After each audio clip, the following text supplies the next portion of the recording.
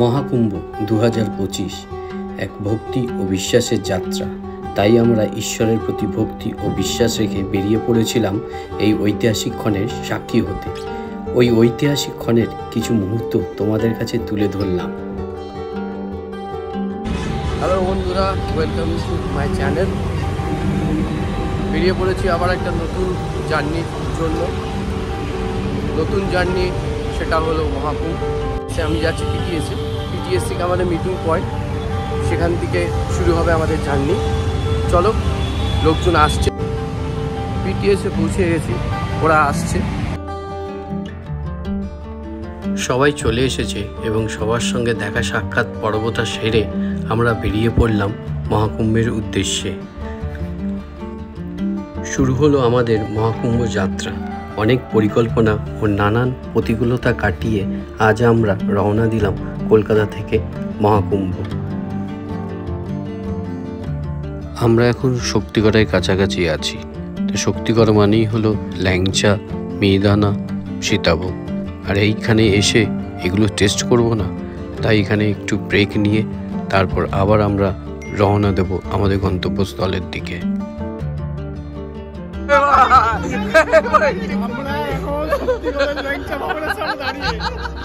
এখানে উত্তম কুমার কোনোদিন আসেনি।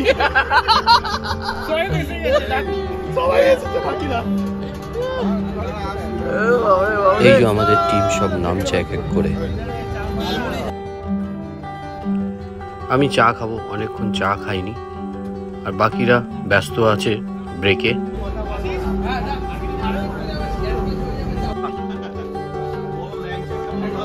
বন্ধুগণ, এই যে হলো আইনের লোক, কিভাবে বেআইনি কাজ করছে আপনারা উত্তর দিন, বলুন। মিষ্টি খাচ্ছি শরীরে বাড়িয়ে দেওয়ার জন্য। কি বাড়িয়ে দেওয়ার জন্য?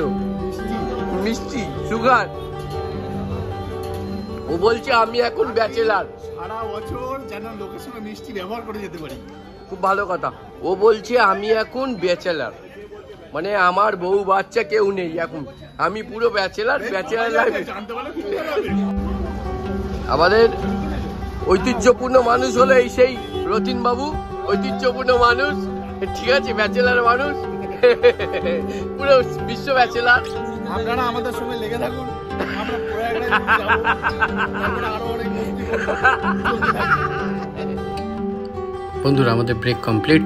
এবার আস্তে আস্তে গন্তব্যস্থলের দিকে রওনা দেওয়া পালা। হইচই হচ্ছে, সামনে টুপির মাথায় রয়েছে বাবাই, তার পাশে রয়েছে রাকেশ। চলো এখানে যাক। সবাই একসঙ্গে থাকলে যা হয়, হই হই চই চই করে সময়গুলো কিভাবে যে কেটে গেল আমরা নিজেরাই জানি না। কাছাকাছি কোনো একটা ভালো জায়গায় থেমে কিছু একটা খেয়ে নিতে হবে। ডিনারের সময় চলে এসেছে, খিদে পেয়েছে। চলো কোনো একটা জায়গায় দাঁড়িয়ে তোমাদের সঙ্গে আবার কথা হবে। ঘড়িতে সময় এখন 1:10 মানে 12:50। আমরা হোটেল রাজ ফ্যামিলি রেস্টুরেন্টে আমরা ডিনারটা কমপ্লিট করলাম। এখানে পুরোপুরি ভেজ কমপ্লিট হয়ে গেছে, এখানে একটু দাঁড়িয়ে রয়েছে, একটু টাইম পাস হচ্ছে। এরপর টানা একদম বেরিয়ে যাব। এখন বাজে ঘড়িতে কটা বাজে? 3:30। আমরা একটু দাঁড়িয়েছি এখানে ঘুম কাটিয়ে, একটু চা ব্রেক নিতে। কম বেশি ভালোই ঠান্ডা লাগছে।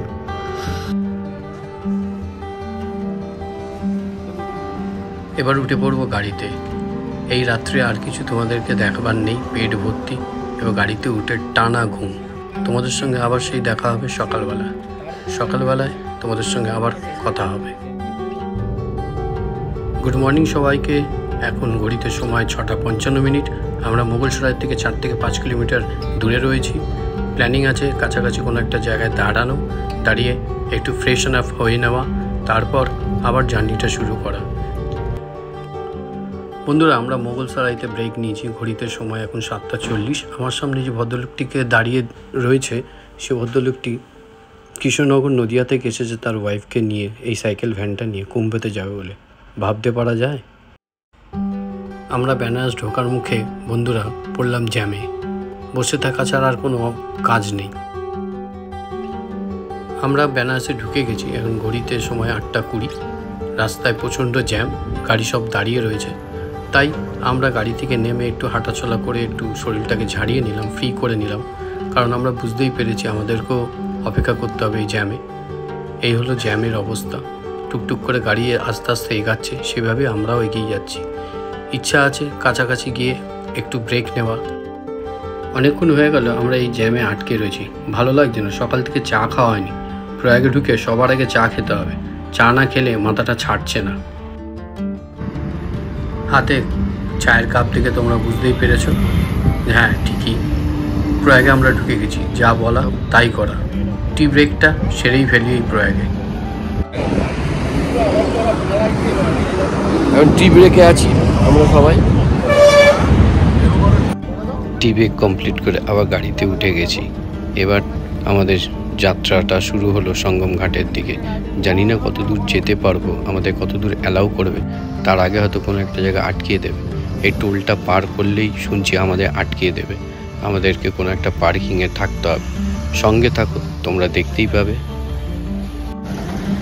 আমাদের এত অবধি গাড়ি পার্ক হয়ে গেছে আর আমাদেরকে আর যেতে দেয়নি। এখন এখান থেকে আমরা অটো ধরবো। এই পার্কিংটার নাম হলো কানা পার্কিং বলছে, আর এগোতে দিল না। সবাইকেই এখানে আটকিয়ে দিচ্ছে।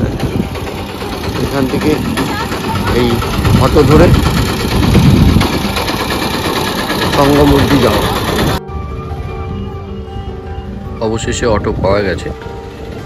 বার্গিং করে 800 টাকায় নেমেছে। প্রথমে বলছিল 1500 টাকা। যাই হোক, 800 টাকায় রাজি হয়েছে। সঙ্গম ঘাট অবধি নিয়ে যাবে, সেক্টর 22। অ্যাকচুয়ালি সেক্টর 22 অবধি বলছে, তা আমরা বলেছি সঙ্গম ঘাট অবধি, কারণ সেক্টর 22 থেকে একটু এগালেই সঙ্গম ঘাট। দেখা যাক, ও বলছিল ওখানে নাকি অ্যালাউ করছে না। তো চলো যাওয়া যাক, কারণ ওখানে গিয়েই আমরা যেই আশ্রমটা নিয়েছি, সোহম আশ্রম, ওইটা একদম সঙ্গম ঘাটের অপোজিটে, মানে সেক্টর 22 থেকে একটু এগাতে হয়।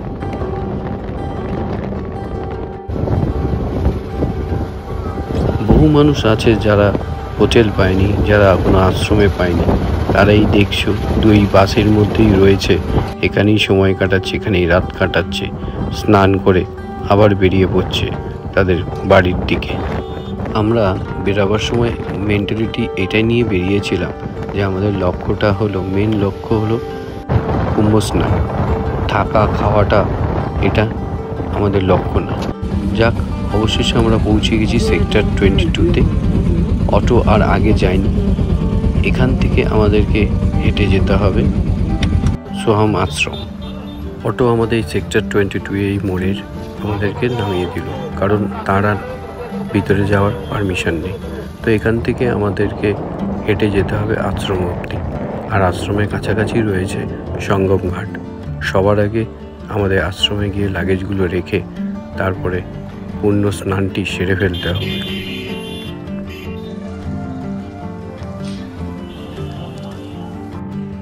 অবশেষে প্রয়াগে পৌঁছে গেছি। বাদিকেই দেখছো গঙ্গা।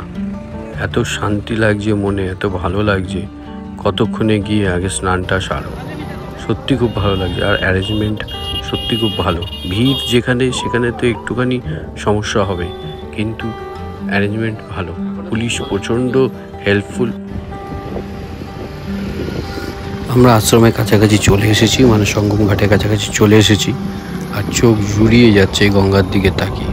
ভাবতেও পারছি না যে কালকে অবধি আমরা ভাবছিলাম প্রয়াগ, আজকে আমরা প্রয়াগে চলে এসেছি। আর কিছুক্ষণের মধ্যে আমাদের বহু আকাঙ্ক্ষিত সেই পুণ্য স্নানটি আমরা করব, কুম্ভ স্নান। সবাই আসছে, সবাই খুব এক্সাইটেড। চলো আস্তে আস্তে এগানো যাক। ওই যে সামনে আমাদের আশ্রম, এই যে আশ্রম।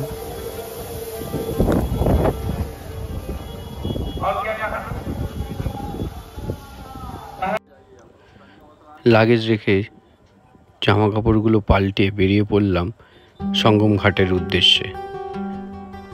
আমরা কলকাতা থেকে রওনা দিয়েছিলাম 13 তারিখ, আজকে 14 তারিখ। আজকে কিন্তু কোনো অমৃত স্নানের ডেট না, আজকে নর্মাল দিন, কিন্তু তাতেও দেখো এত ভিড়। তো যাই হোক, আমরা চলে এসেছি ঘাটে, সঙ্গম ঘাটে।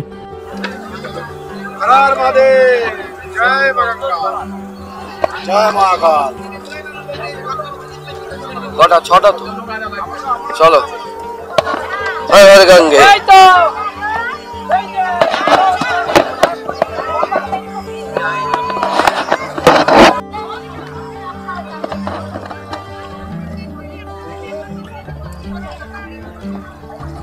ব্যারিকেড দেওয়া আছে এখানে,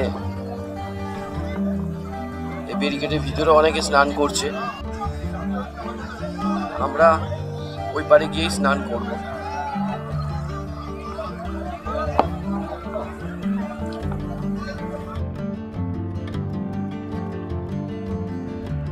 সর্বশক্তিমান ঈশ্বর এবং মা গঙ্গাকে সাক্ষী রেখে প্রণাম করে শুরু করলাম আমাদের কুম্ভ স্নান।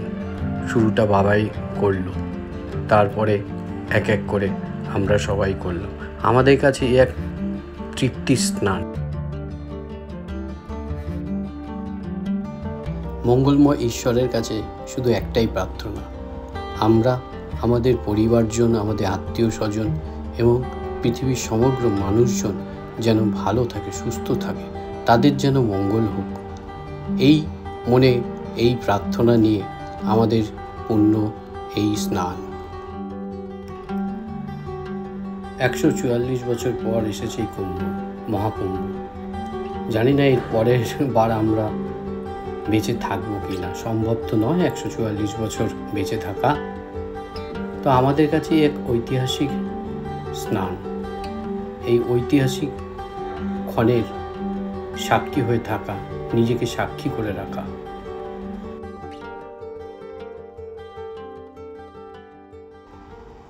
এই পুণ্যের জায়গায় চারিদিকে প্রত্যেকটা মানুষ শুধু একটা কাজের মধ্যেই ব্যস্ত, তাদের নিজ নিজ কর্মের প্রত্যেকটা ডুবের মধ্যে দিয়ে যাতে তারা ভগবানকে জানাচ্ছে, ভুল করেছি, ক্ষমা করে দাও, ভবিষ্যতে যেন সুন্দর হয়। বর্তমান আমার যাই থাকুক, ভবিষ্যতের কথা ভেবে আমার এই স্নান। অতীতে ঘটে যাওয়া কিছু বাজে জিনিস, কিছু এমন স্বপ্ন যেগুলো আমি আর মনে রাখতে চাই না। ঈশ্বরের কাছে একটাই প্রার্থনা, সবার মঙ্গল করুক, মঙ্গলময় ঈশ্বর সবার ভালো করুক, সবাইকে ভালো রাখুক, সুস্থ রাখুক।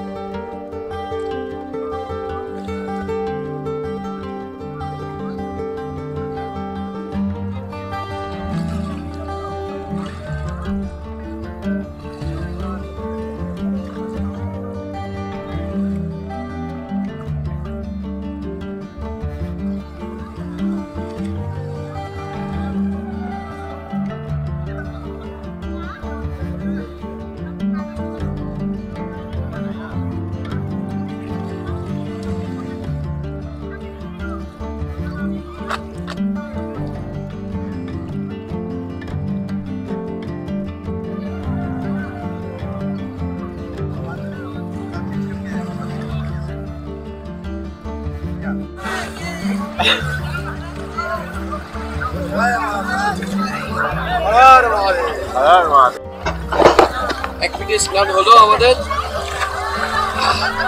আবার ইচ্ছা আছে কালকে আর্লি মর্নিং আর একটা পিঠে স্নান করা, দেখা যাক।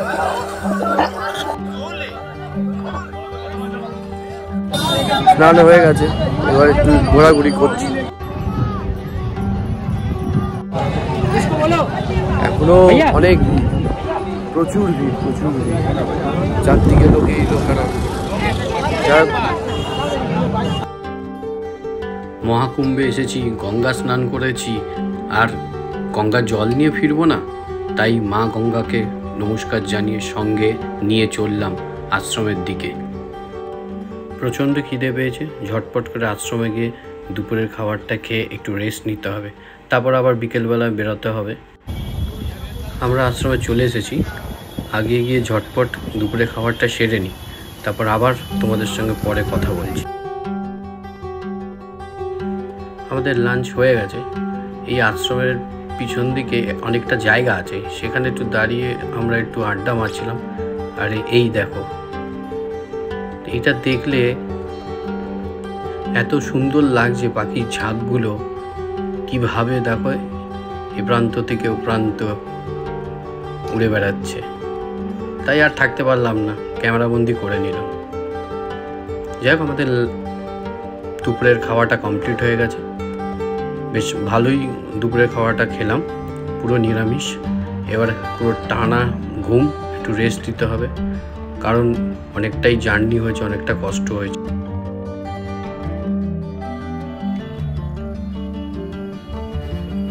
বন্ধুরা, এই জাস্ট উঠলাম, এখন ঘড়িতে বাজে 8টা। এই জাস্ট কিছুক্ষণ আগে উঠলাম, উঠে একটু বেরিয়েছি বাইরে, একটু হাঁটাচলা করতে, একটু চারদিকটা দেখতে। তা এমন শরীরটা ক্লান্ত ছিল, আর এত কষ্ট হয়েছে আসার সময়, তো পূর্ণ করবো, কষ্ট হবে না এটা তো হয় না। তো যাই হোক, পড়েছি আর ঘুমিয়েছি, কোনো হুঁশ নেই।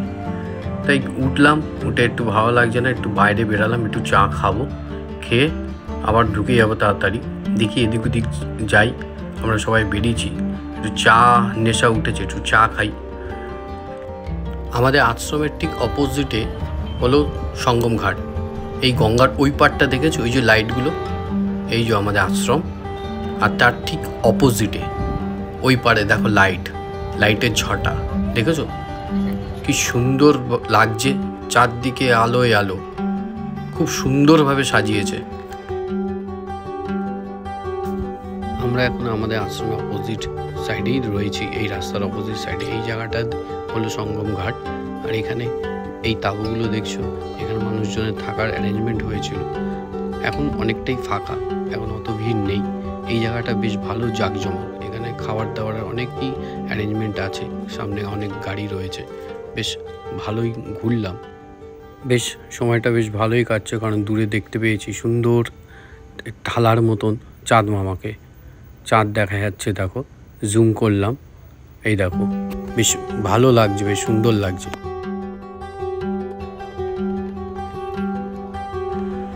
অনেক চমৎকারের মধ্যে এই একটা চমৎকার আমরা প্রয়াগরাজে এই কুম্ভেতে এসে আমরা দেখলাম। কাটার উপরে শুয়ে রয়েছে এই বাবা, যার কোনো ব্যথা লাগছে না, তিনি অনায়াসে দিব্যি শুয়ে রয়েছে। লোকে ভিড় করে দেখছে, আমরাও দেখলাম। কথাই তো আছে, ভক্তিতে শক্তি, যেখানে ভক্তি সেখানেই শক্তি। ঈশ্বরের উপর আস্থা এবং ভক্তি থাকলে মানুষ অসাধ্যকে সাধ্য করে ফেলে।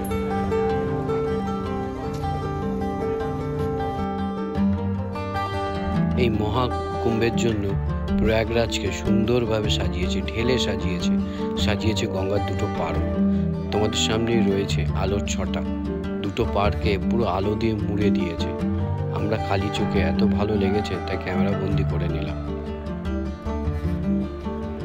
খুব সুন্দর লাগছে, পারলাম না থাকতে, তোমাদের জন্য ক্যামেরায় তুলে নিলাম। এত ভালো লাগছে, কিছু বলার মতন না।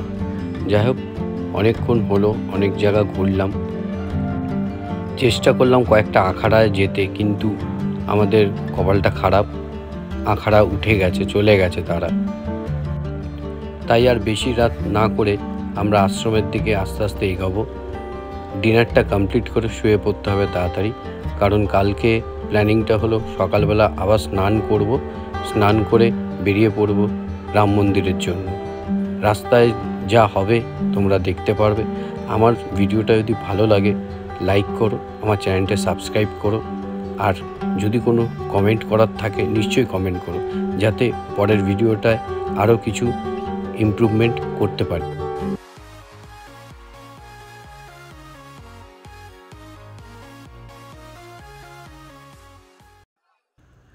এই মহাকুম্ভের সেকেন্ড পার্টে থাকছে অযোধ্যা রাম মন্দির ভিজিট। আমরা রাম মন্দিরে যাব, তার সঙ্গে থাকছে আরও অনেক আনন্দ, অনেক অ্যাডভেঞ্চার। কিছু অংশ তোমাদের সঙ্গে শেয়ার করলাম। আর এই ব্লগটি কেমন লাগলো তা কমেন্ট বক্সে জানিও।